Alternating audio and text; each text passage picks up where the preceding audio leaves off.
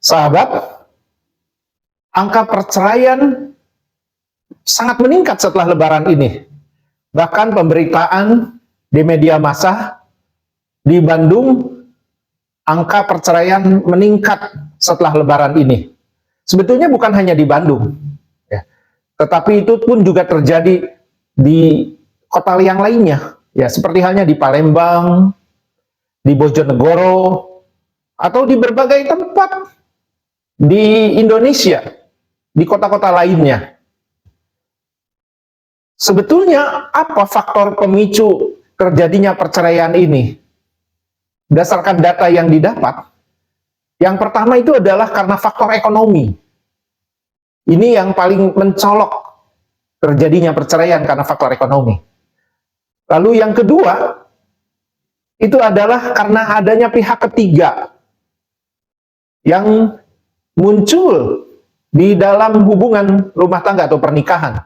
Bisa jadi karena ada will wanita idaman lain atau pil pria idaman lain yang hadir di dalam hubungan pernikahan mereka. Dan yang faktor yang ketiga itu adalah karena sekarang ini marak judi online, ya. Dan itu realita di masyarakat, bisa melakukannya dengan HP, melakukan judi online ini, ya. Dan ini penyakit masyarakat yang harus diberantas karena ini mempengaruhi sehingga sangat mudah terjadi perceraian karena hal ini. Lalu yang berikutnya juga ada faktor karena ada reunian, ya. Ada reunian, akhirnya ketika itu ketemu dengan bisa jadi mantan pacarnya, mantan temannya, atau yang dia sukainya saat dulu ketika sekolah, sehingga muncullah yang namanya CLBK, cinta lama bersemi kembali. Ya, coba tanya kalau toh Anda reunian, bisa jadi ada hal-hal seperti itu yang muncul. Lalu juga ada faktor yang lainnya, ya, bisa jadi karena pendidikannya rendah, ekonominya terbatas, ya. Terutama karena pendidikannya rendah, sehingga memudahkan urusan untuk menggampangkan urusan perceraian. Ya.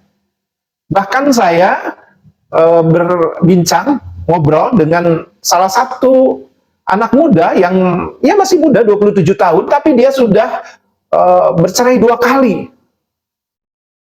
Ya. Sekarang dia sedang mencari buat istri baru, berarti yang ketiga kalinya, masih muda 27 tahun. Dan ini realita, ada yang terjadi di masyarakat. Ya. Dan saya tanya pendidikannya apa? Oh, ternyata pendidikannya ya memang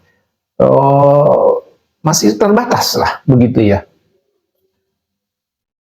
Sahabat, sebetulnya kalau toh perceraian ini biasanya apakah dari laki-laki atau perempuan? Kalau di Indonesia, tren yang ada adalah diajukan oleh pihak perempuan atau wanita. Mengajukan gugat cerai ke pengadilan agama. Real ini terjadi berdasarkan data-data yang muncul. Dan juga kalau toh kita pelajari bahwasannya secara keseluruhan di berbagai negara, faktor apa sih sebetulnya yang paling utama yang mengakibatkan perceraian itu terjadi? Ya. Yang pertama itu karena adanya perselingkuhan. Seperti yang tadi saya sampaikan, adanya perselingkuhan atau hubungan lain di luar pernikahan seorang suami dan istri. Itu sangat rentan sekali, ya. Lalu juga adanya ketidakcocokan, ya. Jadi ketidakcocokan ini bisa jadi karena memang selalu yang dimunculkan itu adalah perbedaan, bukannya persamaan, ya. Padahal pernikahan itu harus memunculkan banyak kesamaan, bukan memperuncing perbedaan atau nyari bedanya. Justru dengan perbedaan itulah ya pernikahan itu bisa menjadi menarik. Ya. Ya, dan kita bisa sharing karena ada perbedaan itu, bukan menjadi masalah yang serius. Lalu juga yang juga biasanya terjadi itu adalah adanya yang ketiga itu kurangnya komunikasi, ya, di antara pasangan. Dan ini yang paling sangat banyak terjadi itu kurang komunikasi, ya. Sehingga juga kadang adanya kurang kedekatan di antara suami dan istri. Itu real, banyak terjadi perceraian itu karena kurang adanya komunikasi, ya. Lalu yang berikutnya adalah yang keempat, terlalu banyak konflik, ya, konflik yang terjadi, ya, dan konfliknya itu tidak diselesaikan. Ya, kalau toh ada seorang istri curhat, ya, kepada suaminya, bukannya diselesaikan atau diperhatikan, tapi dibiarkan. Nah, ketika suami pun juga kepada istri, ya, ketika terjadi konflik atau masalah, ya segera selesaikan. Ya. Jadi jangan sampai dibiarkan ketika lagi ada masalah, ada konflik, segera selesaikan dengan sebaik-baiknya. Lalu yang berikutnya yaitu adalah kurangnya komitmen. Ya, komitmen di antara suami dan istri, ya. Padahal ketika mereka melakukan akad nikah, yang namanya akad itu adalah ikatan. Mereka diikat dengan sebuah perjanjian yang agung, disebut di dalam agama adalah misaqan ghaliza. Misaqan ghaliza itu adalah ikatan yang agung, ikatan yang luar biasa. Tidak memudahkan urusan perceraian di dalam rumah tangga.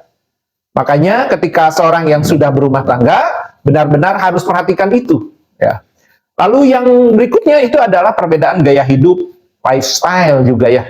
Itu bisa terjadi. Yang satu ini adalah orang biasa atau mungkin anak orang miskin, ini orang kaya, ya. Dan ini bisa terjadi, ini ada kesenjangan. Atau yang satu pintar, yang satu kurang, misalkan. Itu bisa terjadi. Makanya di dalam Islam ada yang namanya ketika menikah itu harus sekufu, ya, selevel, tidak jauh beda. Itu akan lebih memudahkan, ya, lebih memudahkan dalam menyelesaikan berbagai masalah di dalam rumah tangga. Dan yang berikutnya adalah yang selanjutnya adalah karena urusan finansial, ya, ataupun keuangan. Dan ini banyak realita terjadi. Saya pernah berbincang dengan salah satu kawan saya yang dia bercerai dengan suaminya. Lalu saya tanya, kenapa cerai? Yaitu karena urusan perbedaan dalam menyikapi urusan keuangan. Mereka masing-masing punya penghasilan, tapi jadi masalah hanya urusan keuangan. Padahal mereka dua-duanya punya duit atau punya uang. Dan yang paling mencolok yang berikutnya adalah karena adanya KDRT atau disebut dengan kekerasan dalam rumah tangga. Ya, kekerasan dalam rumah tangga ini realitanya banyak muncul di kita, ya, terutama yang dilakukan oleh seorang suami kepada istrinya.